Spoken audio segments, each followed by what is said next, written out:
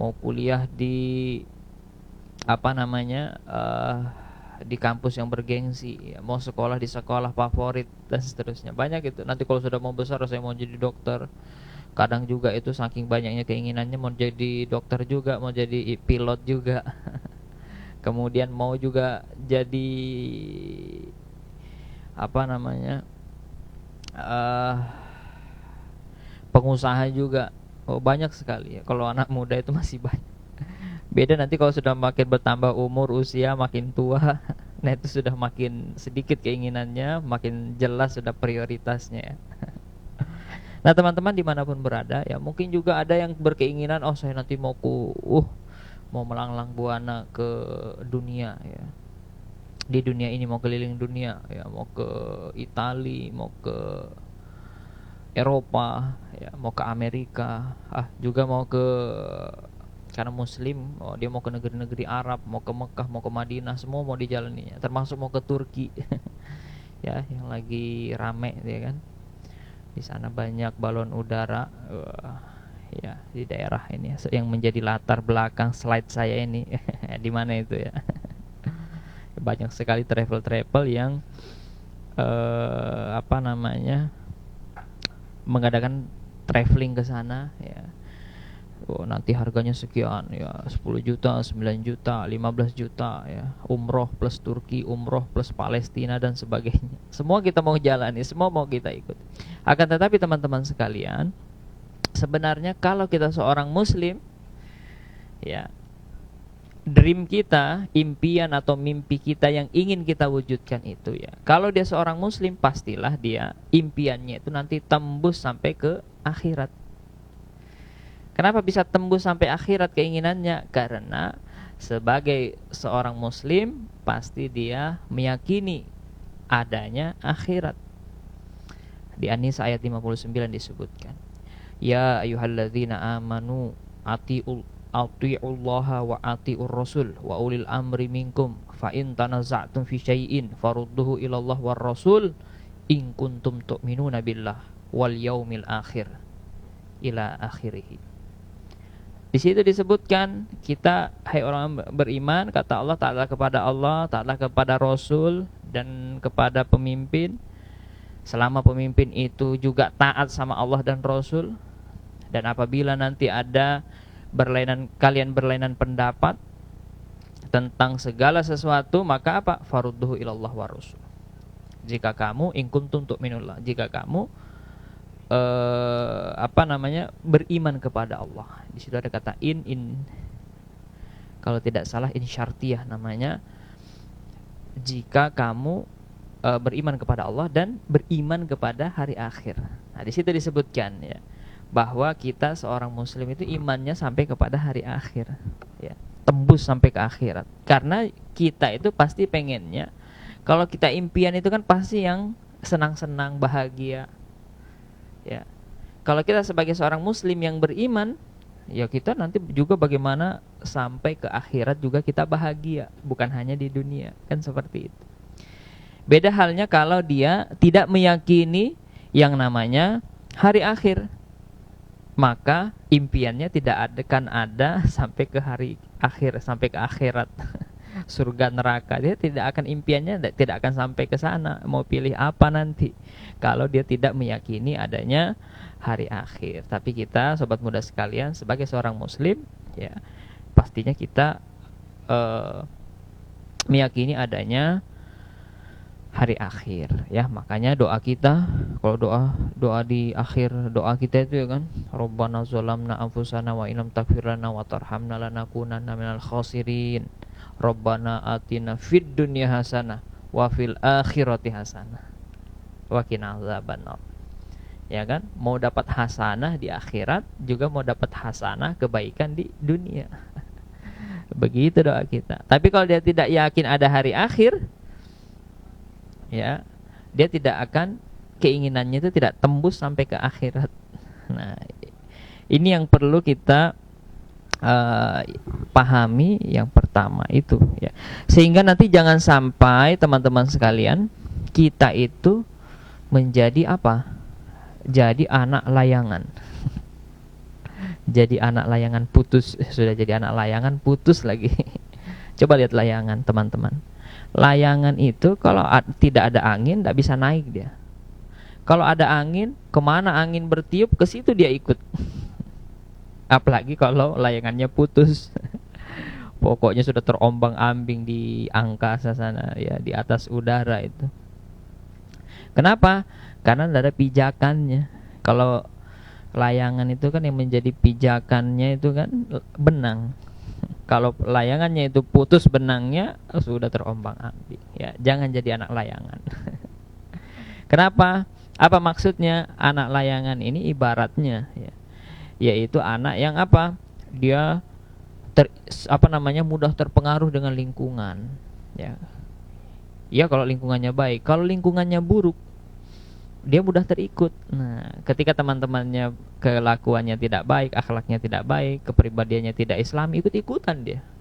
Ikut-ikutan pergaulan. Ya, yang salah ya, ikut pergaulan bebas, ikut juga dia kata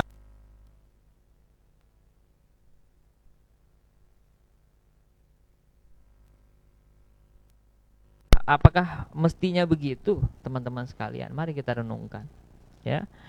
Kita terikut dengan lingkungan, ya ikut teman-teman, ya kalau teman-teman buruk ikut juga perilakunya buruk, ya nggak punya pendirian. Inilah anak layangan.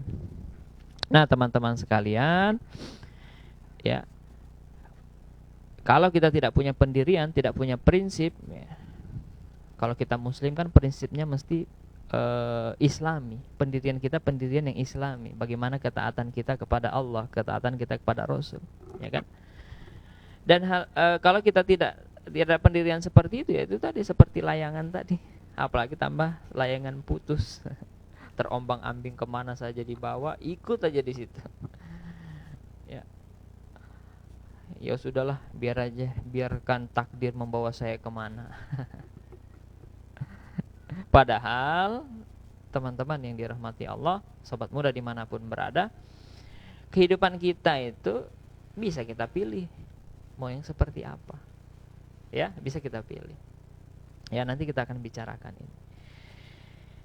Kita mau pendirian seperti apa, itu bisa kita pilih, ya. Tidak harus ikut-ikutan lingkungan. Lingkungannya salah, kita ikut salah, lingkungannya baik, kita ikut baik. Lebih parah lagi, sudah lingkungan baik, kita tetap salah, nah itu lebih parah. Nah, sobat muda dimanapun berada, oke, nanti kita akan bicarakan itu ya.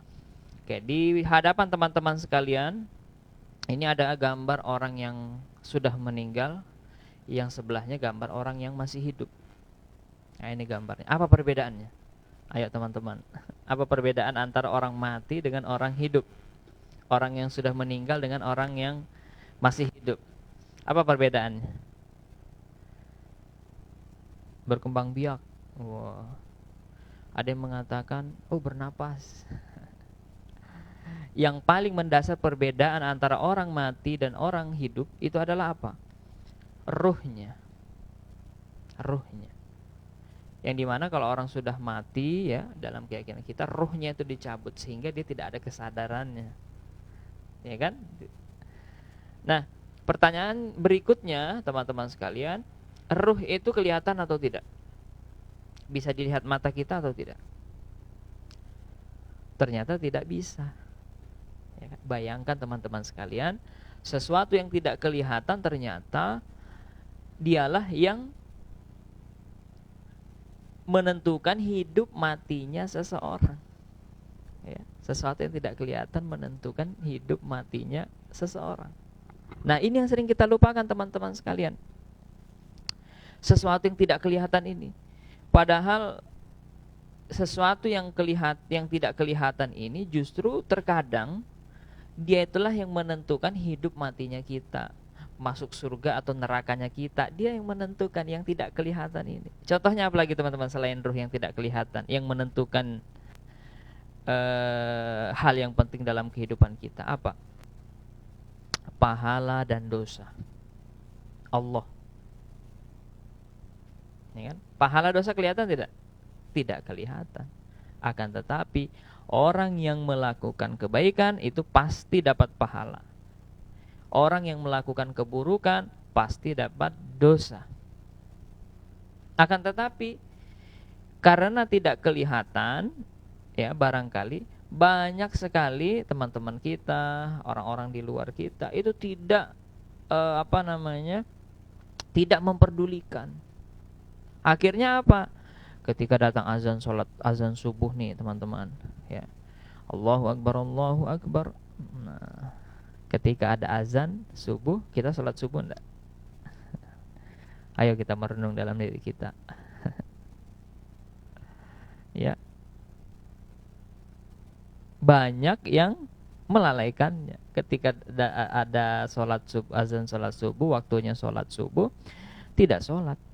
Jangankan subuh, mungkin juga sholat zuhur, maghrib, asar, bahkan sholat Jumat ada yang nggak sholat. Padahal kalau kita menjalankan sholat yang wajib itu 5 waktu dan sholat Jumat bagi laki-laki, hukumnya apa? Wajib. Wajib itu kalau ditinggalkan kenapa? Dosa. Orang tidak mempedulikan yang nggak sholat itu loh yang saya maksud, ya kan? Sesuatu yang tidak kelihatan, ternyata banyak orang yang lupakan pahala itu tadi dan dosa. Nah, coba bayangkan ya, ketika sholat Jumat banyak orang, sholat Idul Fitri banyak orang, tapi ketika sholat 5 waktu itu orang-orang yang banyak tadi kemanaan? Ya, tapi kita husnuzon aja, mungkin di rumah. Yang parah itu yang tidak sholat itu loh. Nah, mudah-mudahan teman-teman yang menyaksikan ini semuanya rajin sholatnya ya, amin. Seandainya ya, kan Allah ngasih pahala tuh bagi yang sholat, dan nanti kalau sudah dapat pahala ujung-ujungnya nanti surga.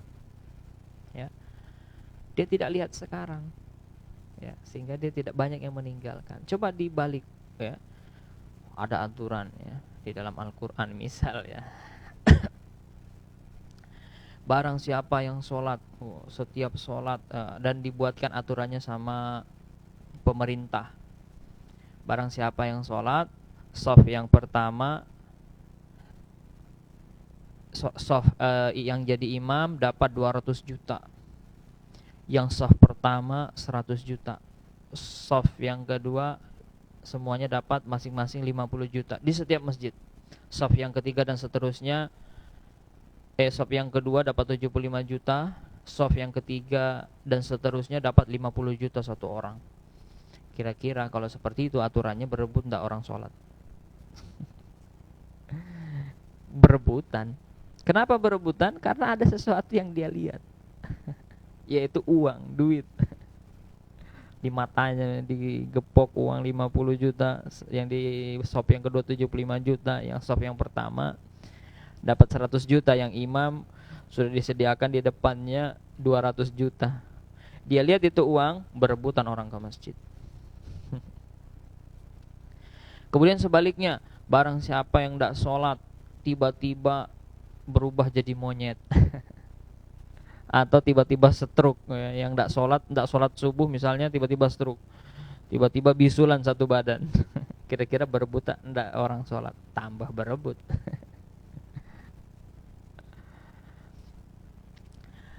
Nah, tapi teman-teman sekalian, sobat muda dimanapun berada, Allah membuat aturan tidak seperti itu.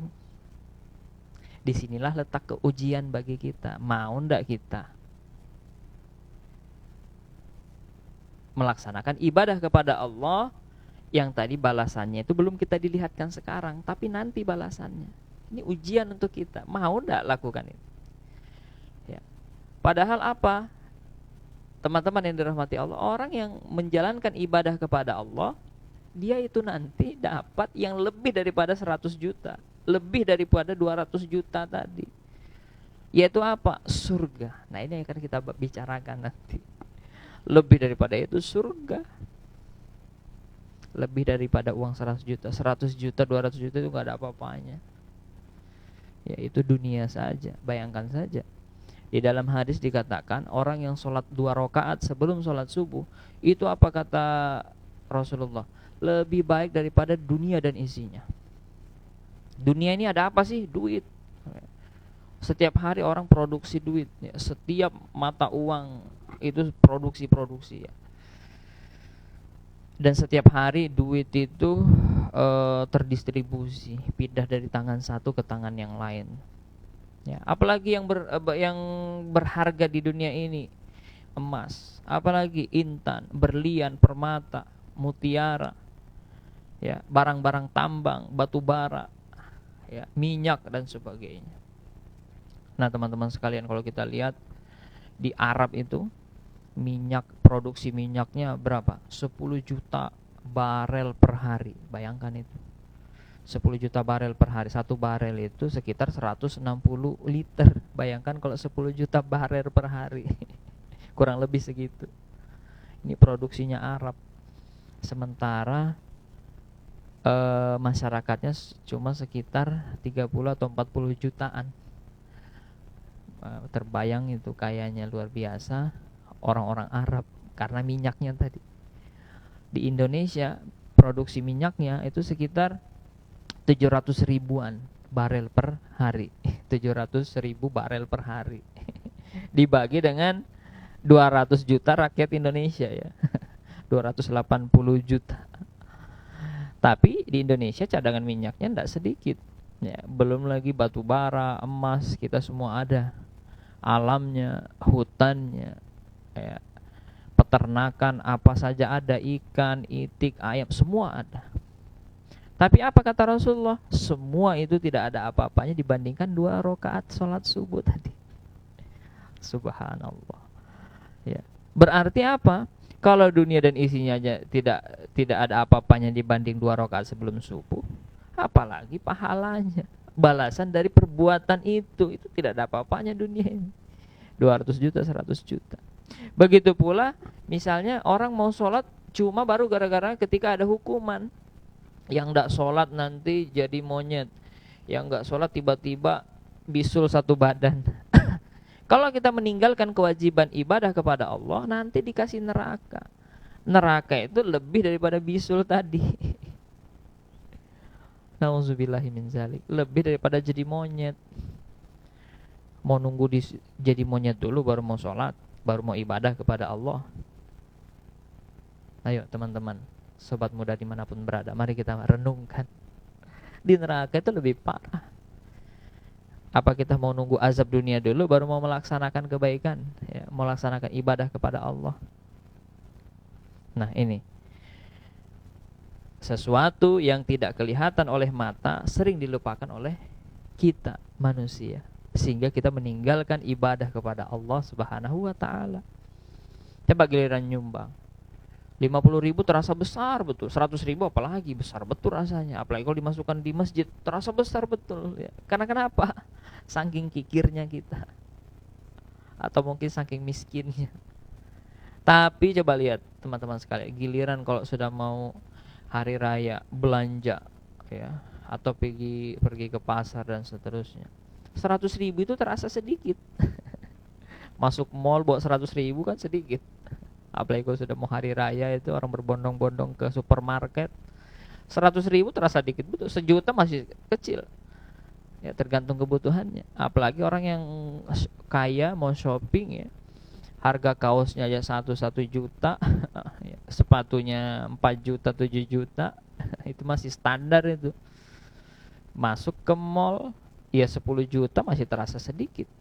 Tapi giliran menyumbang 100 infak ke masjid 100 ribu, 50 ribu terasa besar betul, berat tangannya. Ya, karena apa?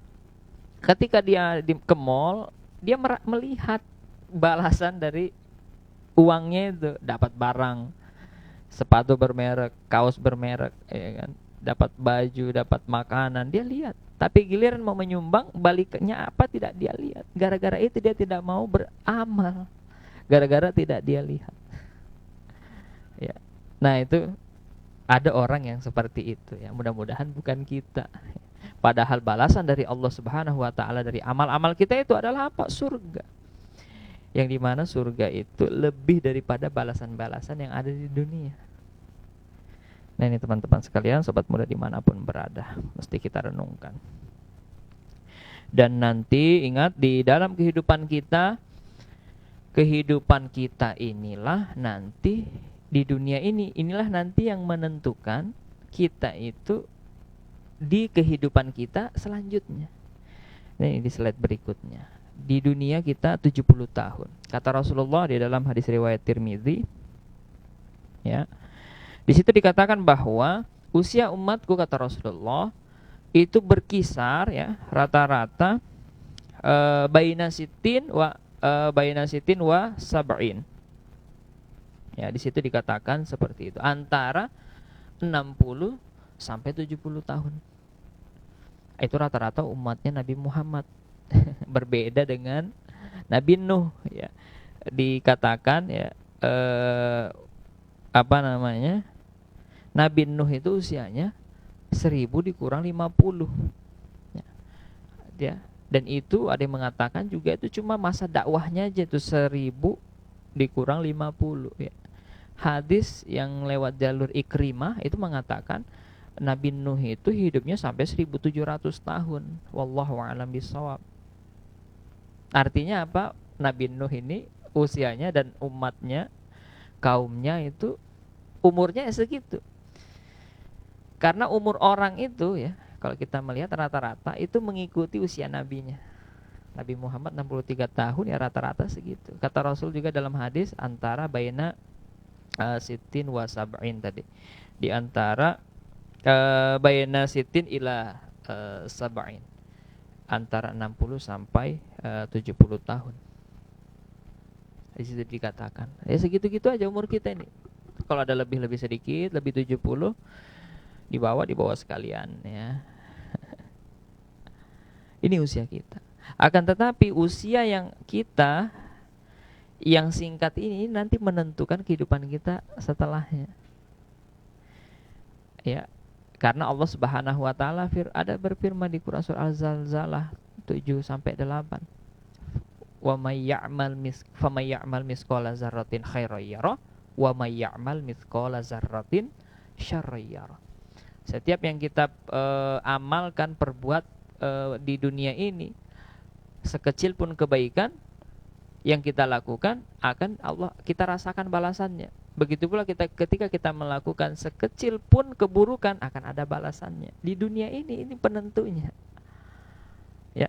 Kemudian teman-teman sekalian, setelah kita dari dunia ini, kehidupan kita, ya, secara ringkas di dunia, kemudian masuk ke mana? Kita dikubur, ya.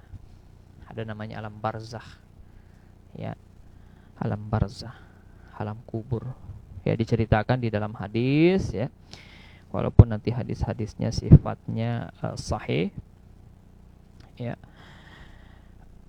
Di situ dikatakan bahwa macam-macam kehidupan orang nanti di alam kubur, bergantung daripada kehidupan di dunianya.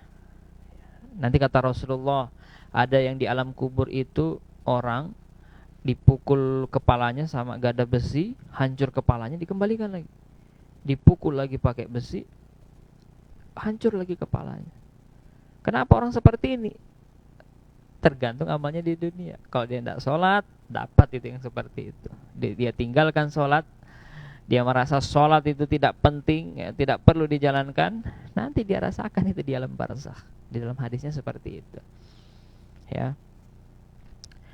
Ya, walaupun memang hadisnya tidak mutawatir, ya, tapi ini menjadi kabar untuk kita bahwa, ya, siap-siap nanti seperti itu. Wallahu a'lam.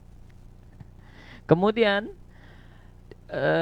ada juga kata Rasulullah, nanti ketika kita di alam barzakh, di alam kubur itu, nanti apa kata Rasulullah? Dihimpitkan kuburnya, kata Rasul, sampai bersilangan tulang rusuknya. Itu bagaimana lagi itu ceritanya dan rasanya, teman-teman sekalian, ketika rusuk kita itu dihimpit sama kubur sampai seperti ini, rusuk kita itu bersilangan sampai remuk. Nauzubillah. Sakitnya itu pasti luar biasa. Dan itu nanti di alam kubur, kata Rasulullah, diceritakan di dalam hadis itu seperti itu. Nauzubillah. Tergantung amalnya di dunia. Ada yang di dunianya itu, kata Rasul, di dalam hadis dikatakan ditemani oleh ular, ditemani dengan teman-teman yang buruk wajahnya, busuk badannya, tidak pokoknya rupanya macam-macam. Ya. Akan tetapi di dalam hadis juga diceritakan bahwa ketika dia berbuat baik di dunia, nanti di alam kuburnya baik juga, teman-temannya baik di sana yang dia lihat. Ya, tidak merasakan kejenuhan, ya, bahkan merasa sebentar saja ketika tiba-tiba sudah dibangkitkan. Tergantung amalnya di dunia. Makanya kita harus di dunia ini berbuat baik, ya, sebaik-baiknya berbuat ihsan, ya, sebaik-baiknya kita berbuat.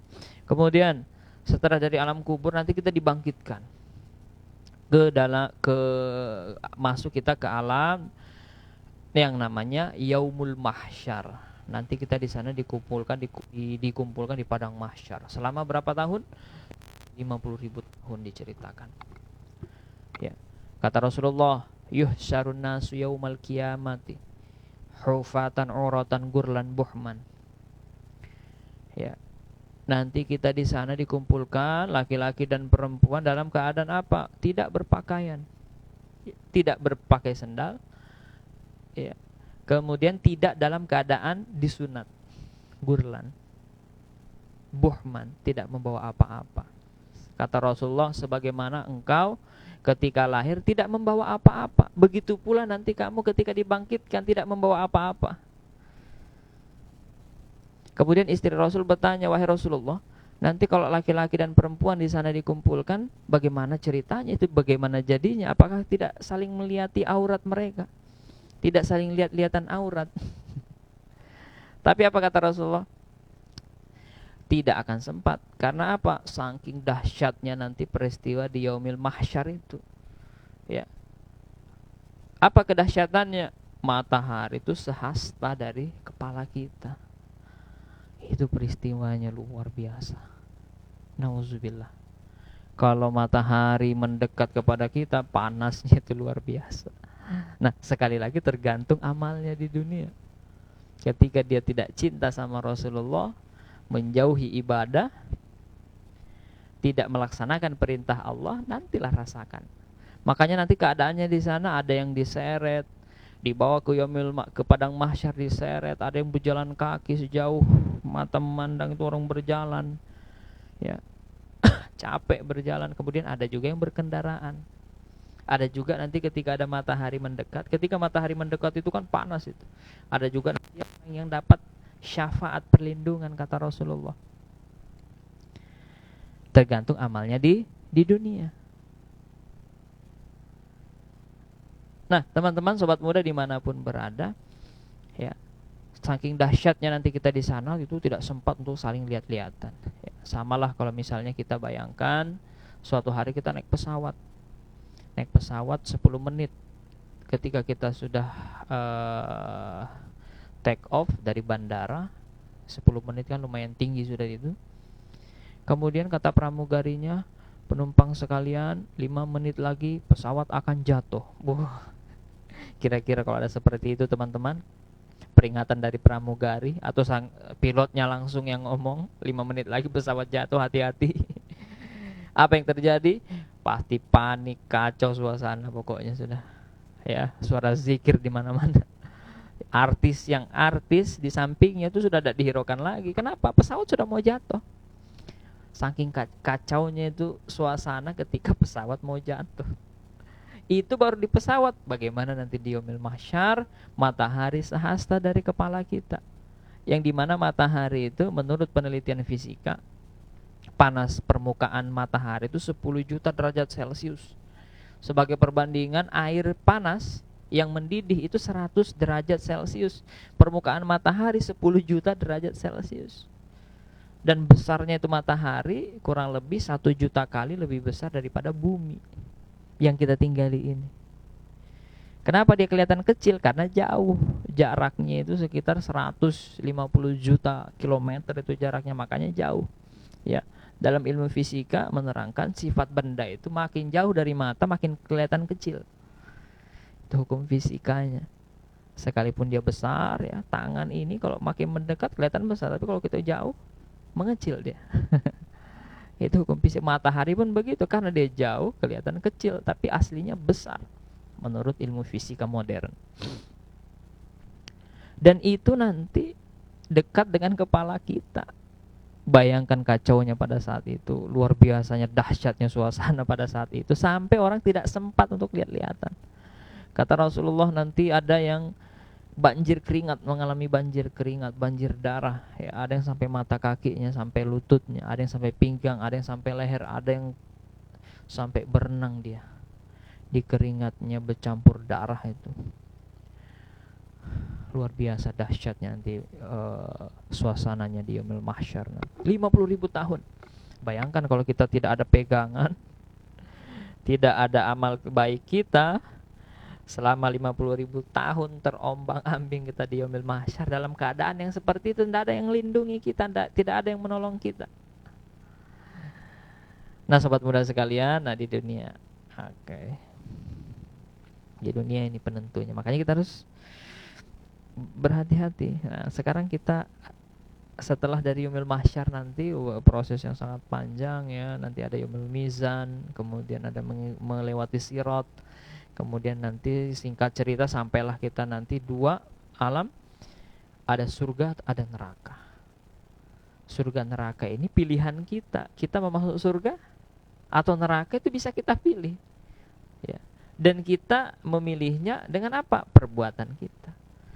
Perbuatan kita baik, ya, ibadah kita, ya, menaati kita aturan Allah, mencintai Rasulullah, surga tempatnya. Akan tetapi kebalikannya, kalau kita memilih menjadi orang yang suka maksiat, meninggalkan aturan-aturan Allah, tidak mencintai Rasulullah, neraka tempatnya. Kita bisa memilih, ya. Teman-teman sekalian, ayo mau yang mana? Saya sudah tanya survei dari anak TK sampai anak mahasiswa, sampai bapak-bapak, ibu-ibu tua. Kalau ditanya neraka atau surga, semuanya mulai kompak mau jawab surga.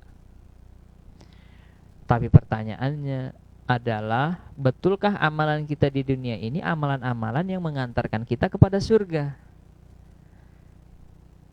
Atau justru mungkin yang kita lakukan, kita keinginan, dreamnya ingin masuk surga, tapi ternyata amalan kita amalan yang bisa mengantarkan kita kepada neraka. Na'udzubillahi min dzalik, teman-teman. Na'udzubillahi min dzalik. Nah, teman-teman yang dirahmati Allah, sekarang kita ringkas. Dunia 70 tahun. Alam kubur sampai dibangkitkan, dia yaumil mahsyar 50.000 tahun, dan nanti kita akan kekal di surga atau neraka, ya.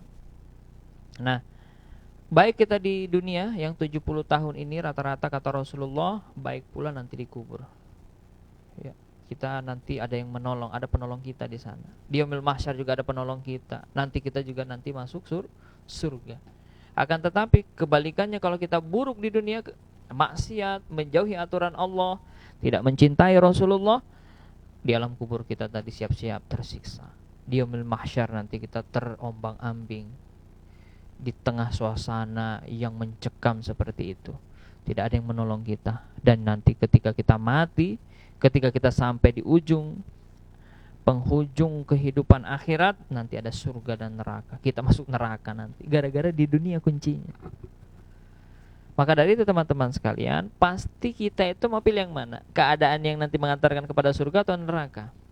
Pasti kita kepengen masuk surga, ya. Pengennya nanti mulus, ada semua yang menolong kita di alam kubur, di yaumil mahsyar, kemudian masuk surga. Pasti pengen itu kan. Nah, disinilah pentingnya kita memilih untuk berbuat baik. Nah, disinilah ada istilah life is a choice. Hidup itu adalah pilihan. Mungkin ada yang tanya, Ustadz, kok hidup adalah pilihan? Di mana peran Allah? Di situ mana peran Allah? Nah, ini nanti bahasanya di bab tentang qada qadar, ya kan? Tentang rukun iman, ya kan? Arkanul imani sittatun, antuk minabillahi wa malaikatihi wa kutubihi wa rusulihi wal yaumil akhir, ya, wal qadari syarrihi wa khairihi syarrihi minallahi ta'ala, ya. Di situ ada bab tentang al-qadar atau takdir, ada bab qada qadar. Di mana nanti ada sesuatu ya yang sifatnya mukhayyar, ada yang sifatnya musayyar. Sesuatu itu memang ada yang tidak bisa kita pilih. Jenis kelamin ketika itu tidak bisa kita pilih. Ketika kita lahir ya itulah sudah jenis kelamin kita. Itulah sudah nanti kita ibu kita. Kita tidak bisa memilih. Benda dilempar ke atas jatuh ke bawah. Ya begitu sudah sunnatullahnya. Itu yang tidak bisa kita pilih. Tetapi ada sesuatu yang bisa kita pilih. Kita mau sholat atau enggak. Ketika dengar azan mau langsung sholat atau mau nunda-nunda dulu, atau enggak sholat sekalian, itu pilihan. Yang dimana nanti juga mau berbuat baik atau tidak, itu pilihan. Yang dimana ketika kita berbuat baik, konsekuensinya apa? Pahala, surga. Dan ketika kita memilih untuk berbuat yang buruk, konsekuensinya dosa dan ujung-ujungnya nanti neraka. Nah, begitu teman-teman sekalian, bahwa life is a choice ya. Hidup itu adalah pilihan. Sesuatu yang bisa kita pilih itu ada. Ya, kita tidak berbicara sesuatu yang tidak bisa kita pilih tadi. Kita berbicara life is choice di sini. A choice adalah sesuatu yang bisa kita pilih. Ya. Dan ingat, siapa kita, apa kita hari ini itu ditentukan oleh dulunya kita itu apa yang kita lakukan. Begitu pula yang kita lakukan sekarang itu nanti bisa jadi menentukan kita di masa depan ya. Jadi sesuatu itu bisa kita rencanakan. Kita nanti 10 tahun lagi mau jadi apa, ya kan usahanya dari sekarang. Teman-teman tadi, kenapa bisa teman-teman berhadapan ini dengan saya pada saat ini? Kenapa?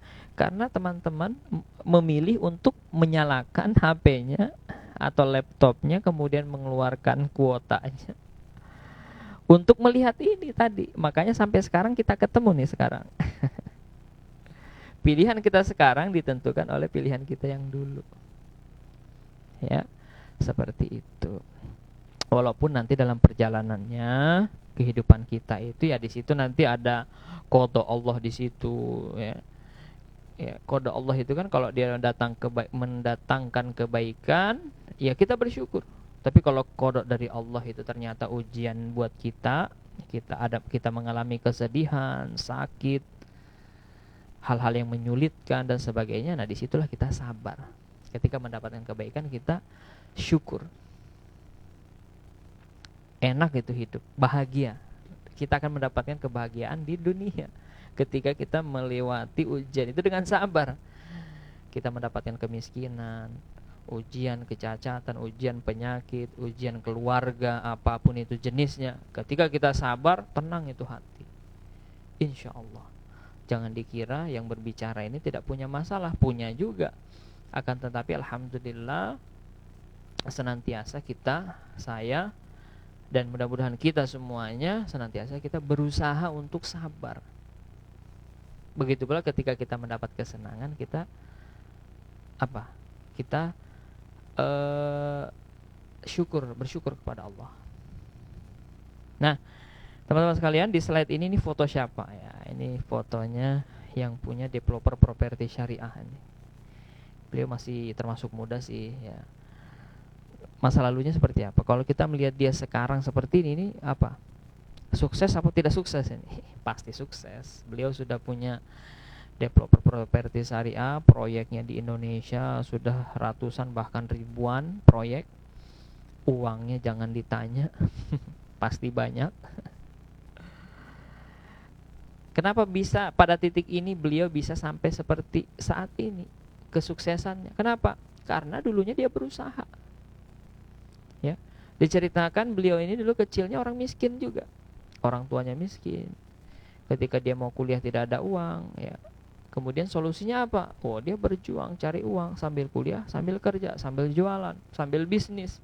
Kuliahnya selesai, kemudian dapat ilmu bisnis jadi kembangkan, belajar terus, pantang menyerah, berjuang, sabar, akhirnya jadi sukses. Begitu. Kalau kita mau sukses ya berjuang, sabar, pantang menyerah. Cari relasi-relasi yang sekiranya bisa mendatangkan kesuksesan buat kita. Nah ini kita itu yang namanya memaksimalkan ikhtiar, memaksimalkan usaha. Jangan langsung cepat-cepat menyimpulkan, wah ini sudah takdir Allah, ini aku miskin, takdir Allah aku tidak sukses. Jangan seperti itu. Semua memang takdir Allah ya. Semua tidak luput dari kekuasaan dan ilmu Allah ya, yang tercatat di Lauhil Mahfuz itu. Semuanya tidak lepas dari, tapi Allah memberikan ruang kepada kita untuk kita itu memaksimalkan ikhtiar kita ya, yang dimana ketika kita sudah maksimalkan ikhtiar, ketika kita ikhlas kepada Allah, melewati proses-proses itu, Allah kasih pahala itu tadi, sekalipun misalnya belum sukses ya.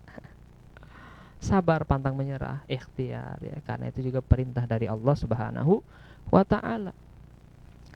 Nah kemudian coba kita bandingkan kalau di slide yang berikut ini. Tebak apa masa depannya ini kalau anak-anak seperti ini tidak tobat dia sampai besar. Kecilnya masih begini. Sudah nanti besar SMP, yang pakai besar lagi, lama-lama mungkin pakai knalpot. Belum lagi isaplem, narkoba, tidak tobat, tidak berubah sampai besar ya, begitu-gitu aja kehidupannya. Kehidupan sekarang menentukan di masa depannya kalau dia tidak mau berubah. Ya. Begitu pula orang yang mau masuk surga itu ketahuan kelakuannya sekarang. Kalau dia senantiasa berbuat buruk, enggak mau berubah, enggak mau tobat, begitu terus. Berbeda ceritanya kalau dia sekarang buruk, tapi dia senantiasa mau bertobat. Insya Allah nanti dia akan masuk surga. Sebagaimana banyak sekali cerita-cerita para ulama, orang-orang soleh yang dulunya itu biasa-biasa saja, bahkan ada yang perampok. Ya, coba baca kisahnya Fudail bin Iyad. Ya, Fudail bin Iyad ini ulama hebat. Dulunya bagaimana kehidupannya? Ya, baca itu profil beliau. Ya, kemudian banyak lagi kisah yang serupa. Dulunya tidak baik, kemudian dia tobat, masuk, dia melaksanakan Islam, kemudian jadi ulama hebat. Ya, seperti itu. Begitu pula kalau kita dari kecil ya, kelakuannya, pergaulannya rusak, tidak mau berubah, sampai dia mendengarkan ini juga tidak mau berubah. Kehidupannya nanti apa? Di dunia tidak bahagia, di akhirat juga apalagi. Ya, karena balasan orang di akhirat itu ya bahaya. Ketika dia masuk neraka, merasakan api neraka, ya, panasnya api neraka itu lebih daripada dunia. Apinya neraka itu ketika kena baranya saja yang kecil itu mendidih otaknya. Api di dunia bagaimana? Ketika kena kaki yang melepuh ya kaki, tidak mendidihkan otak. Kalau apinya di neraka, ketika kena kaki sampai mendidih otaknya. Nauzubillahi min zalik. Makanya teman-teman sekalian yang pergaulannya nggak baik, meninggalkan ibadah, maksiat, ayo deh berubah deh dari sekarang. Ya, sama-sama kita merubah. Saya terus membenahi diri saya terus menjadi baik, mudah-mudahan ya. Kemudian teman-teman juga ya, supaya nanti apa? Dream yang kita tuju tadi, yakni jannah, bisa terwujud dan tidak merasakan siksaan-siksaan yang pedih tadi di alam kubur dan di yaumil mahsyar tadi. Ya. Orang kalau berbuat buruk ya teman-teman sekalian, bahkan di dunia juga dia dapati balasannya. Nyuri misalnya, nyuri ketahuan dipukuli orang kan kasihan, kena sakit juga kan. Sakitnya itu di sini dan di sini. Bukan hanya di sini. Sudah mencuri dipukuli, tidak tobat lagi, dapat lagi dia di akhirat siksaan. Nauzubillahi min zalik. Begitu pula orang baik. Orang baik itu kadang dan sering dibalaskan juga sudah di dunia. Ketika dia berbuat baik sama orang, ketika dia butuh bantuan, orang baik sama dia dapat bantuan karena dia baik. Pergaulannya baik, ibadahnya baik kepada Allah, Allah kasih kemudahan ya. Orang yang meningkatkan takwanya pasti akan diberi jalan oleh Allah dari arah yang tidak disangka-sangka, juga dia akan dapat rezeki min haitsu la yahtasib. Ayo, kalau dia begini tidak mau berubah, kelakuannya ini foto ya, lihat rambutnya begini terus, Kira-kira orang tua suka nggak? Gurunya suka nggak kalau begini? Kalau mahasiswa seperti ini kira-kira dibolehkan nggak masuk ke kampus? Di dunia dia sudah dapatkan balasannya, apalagi nanti di akhirat. Nah, kembali kepada dream kita tadi, bahwa kita ini mau masuk surga, ya, mau masuk ke jannahnya Allah, balasan yang terbaik dari Allah, rahmatnya Allah, karunia Allah, bukan azabnya Allah, ya kan? Balasan buruk dari Allah, bukan itu yang kita inginkan, ya enggak sobat sekalian. Nah, sekarang saya tanya, ini slide berikutnya. Kita itu mau jadi yang istimewa atau yang biasa? Ayo jawab teman-teman sekalian. Mau yang biasa atau mau yang istimewa? Kita aja kadang kalau mau beli martabak kan pengen yang istimewa. Apalagi dalam kehidupan kita pasti ingin yang istimewa. Ya enggak? Antara istimewa dan biasa itu, ini gambarannya, antara pemain bola dengan bola. Ketika dia masuk stadion, dia dibayar apa membayar? Pasti dia dibayar. Ya, per minggu dia miliaran. Tanya tuh sama si Messi, Lionel Messi. Tanya sama Cristiano Ronaldo, berapa dia dibayar setiap minggu? Miliaran. Ya. Pemain-pemain lain, si Salah, siapa lagi itu? Kalau dulu di zaman saya yang terkenal itu Ronaldo. Ronaldo, kemudian siapa lagi itu yang dari Brazil, dulu kan Brazil kebanyakan yang jadi favorit pemain bolanya. Kalau sekarang ya lebih terpencar, ya kan, pemain-pemain Spanyol, pemain Inggris dan sebagainya.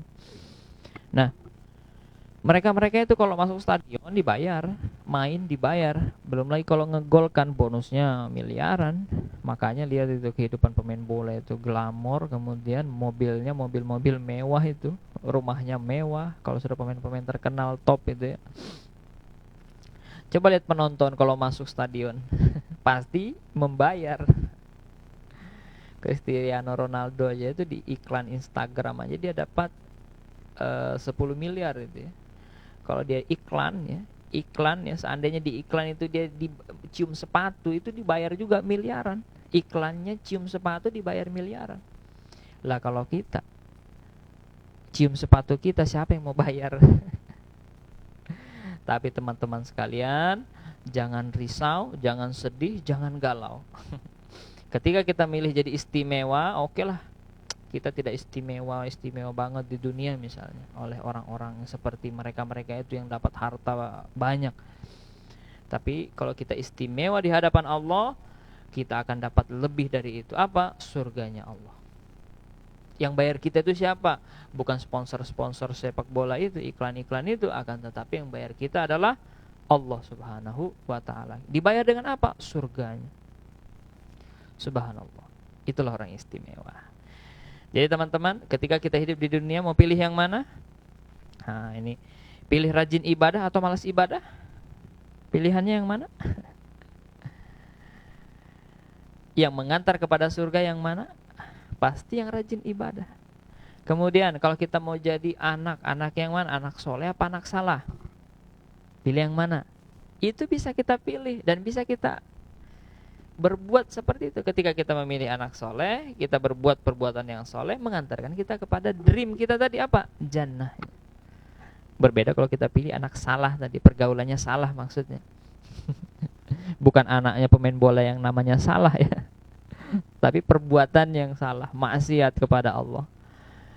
Pasti masuk ke lawan dari dream kita tadi, yakni jannah. Teman-teman sekalian, nanti kalau kalian besar nih atau dari sekarang jadi pengusaha, mau pengusaha yang pakai riba atau pengusaha yang syar'i, yang syariah. Saya tidak ceritakan bank ya. Nanti pilih bank syariah atau bank biasa. Di mana ada ribanya, sekalipun dia mengatakan labelnya bank syariah, kalau ada ribanya di situ berarti dia riba. Gitu aja dah. Makanya pilih yang syariah. Bisnis pakai sistem syirkah dan sebagainya itu ya. Karena kalau riba ini bahaya ya. Bahaya itu dosanya seperti 36 kali zina sama ibunya sendiri. Nauzubillah. Dosanya itu luar biasa.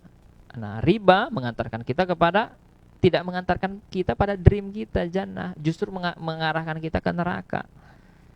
Beda kalau kita tadi pengusaha, kita usahakan usaha kita ini untuk apa? Sesuai dengan syariah, prinsip-prinsip yang syariah, sesuai dengan aturan Allah tadi. Syirkah, nanti kalau sudah dapat banyak disedekahkan lagi, zakat, oh subhanallah, itu pahalanya luar biasa. Nanti kita akan jelaskan hadis-hadisnya. Ketika diajak misalnya menuntut ilmu agama, diajak ngaji, diajak pengajian teman-teman, kira-kira apa? Kita mau semangat istiqomah pengajian, mengkaji Islam, atau jawaban kita setiap diajak ngaji, diajak kajian Islam, apa jawaban kita? Maaf, sibuk. Sorry ya, saya sibuk. Seakan-akan orang-orang yang anak pengajian itu seakan-akan orang pengangguran, tidak sibuk. Justru orang yang suka mengkaji Islam itu orang sibuk, tapi dia bisa memanage waktunya.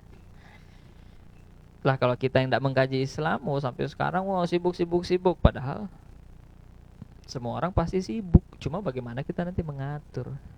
Dan yang mengantarkan surga ke dream kita tadi yang mana teman-teman? Tentunya yang mau mengkaji Islam. Ya, ini saya bacakan hadisnya. Kata Rasulullah, "Man salaka tariqan yaltamisu fihi ilman, sahhalallahu lahu bihi tariqan ilal jannah." Barang siapa yang menempuh suatu jalan dalam rangka untuk meraih ilmu, menuntut ilmu, kata Rasulullah, maka Allah akan apa?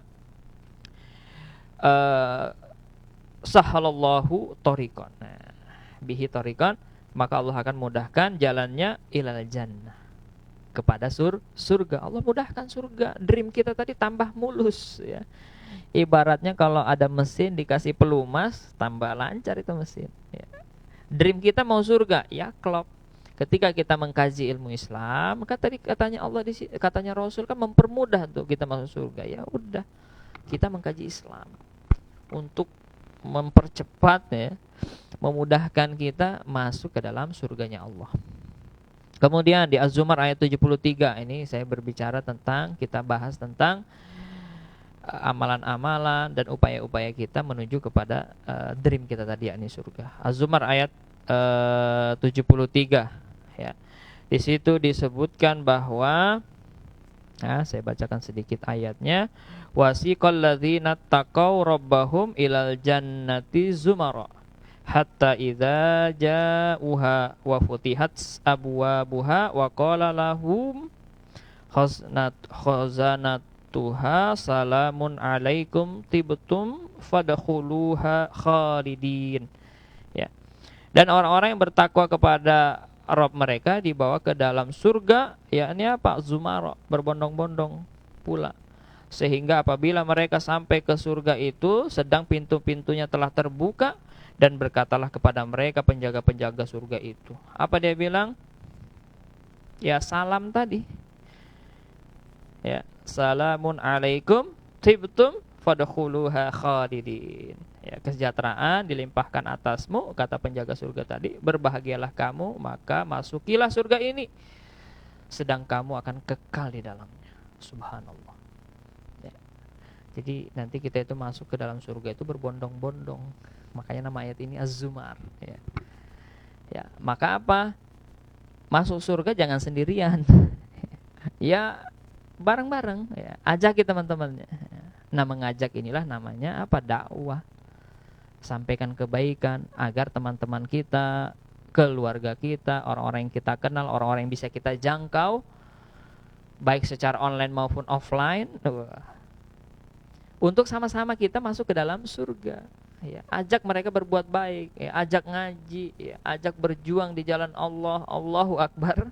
Sama-sama kita nanti berbondong-bondong masuk kepada Islam, masuk kepada surganya Allah. Bersama-sama dong, bareng-bareng. Jangan mau sendiri.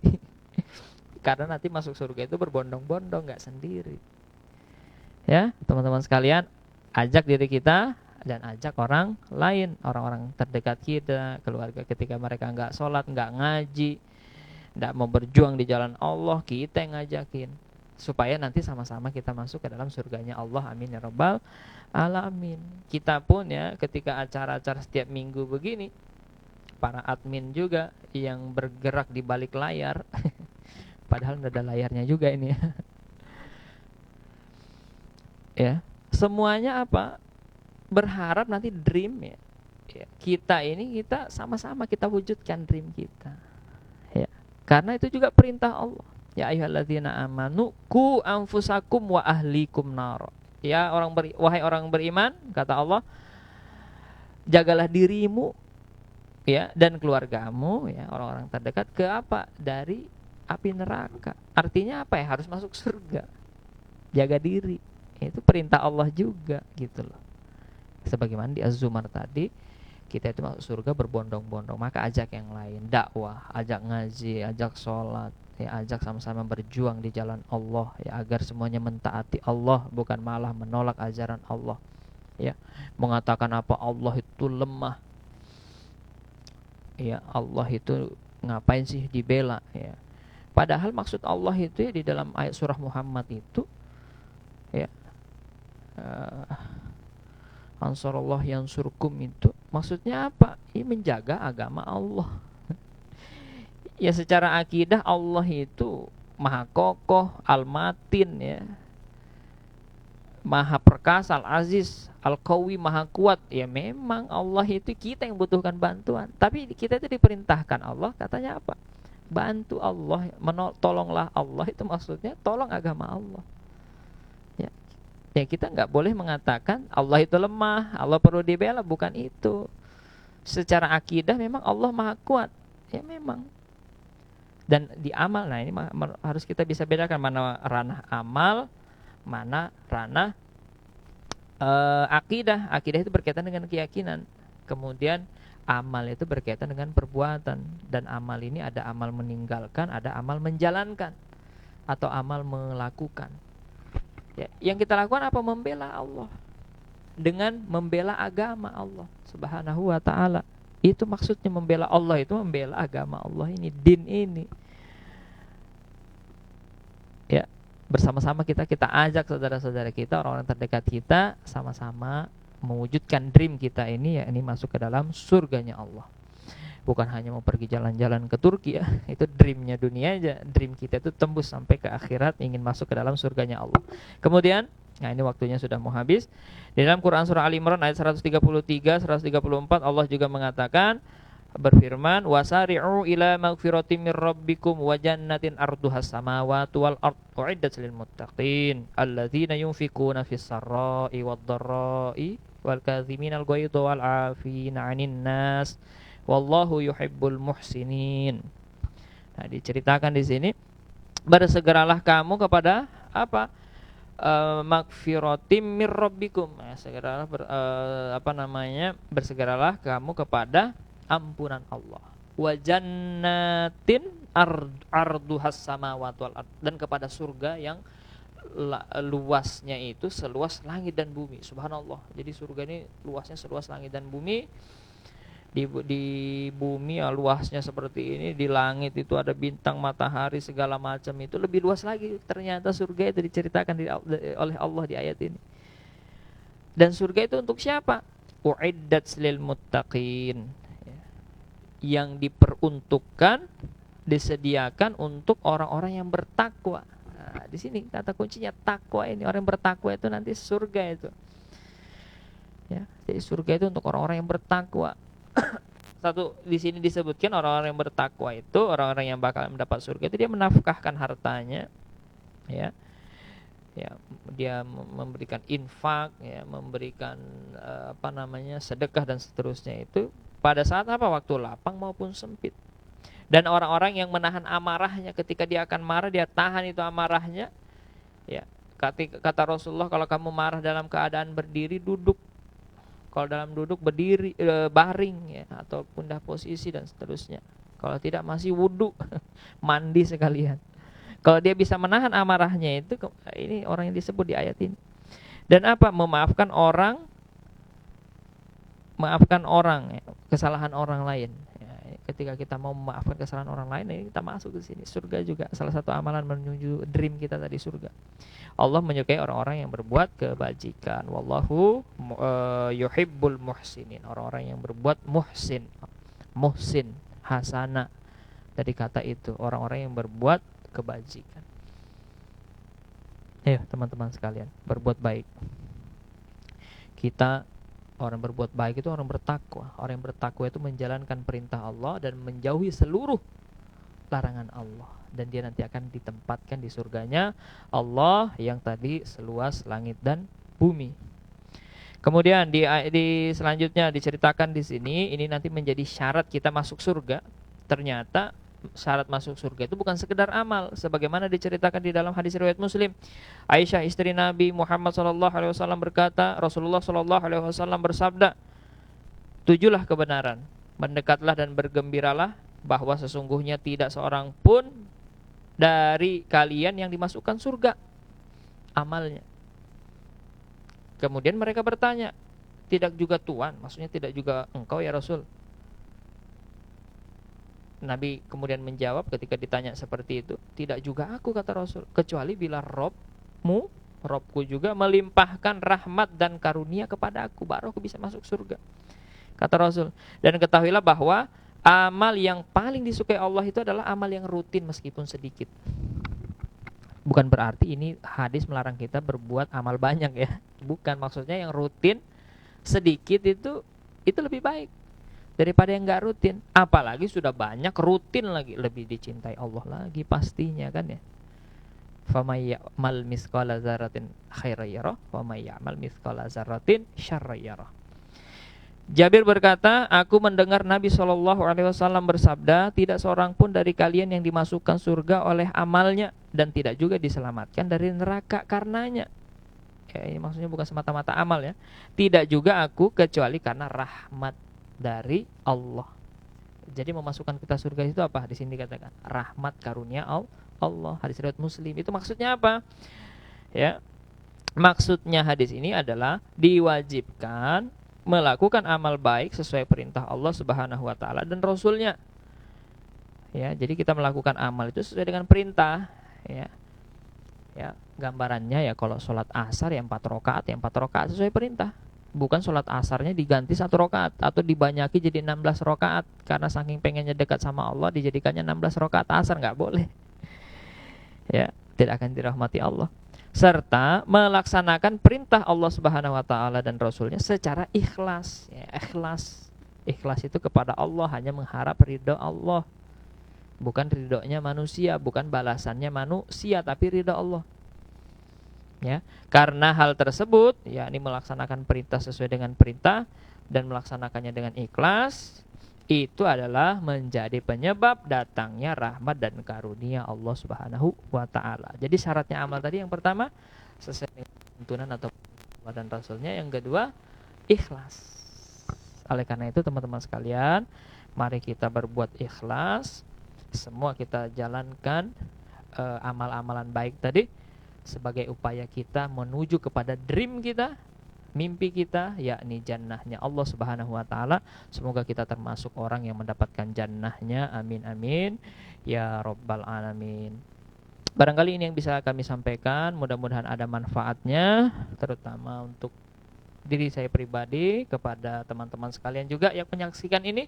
Semoga semuanya dibalas oleh Allah Subhanahu wa taala setiap perbuatan kita, sehingganya nanti terwujud dream kita, yakni kita mendapatkan jannahnya Allah. Jannah, it's my dream. Sekian dari saya, mohon maaf atas segala kekurangan dan kesalahan. Subhanakallahumma wa bihamdika asyhadu an la ilaha illa anta astaghfiruka wa atubu ilaik.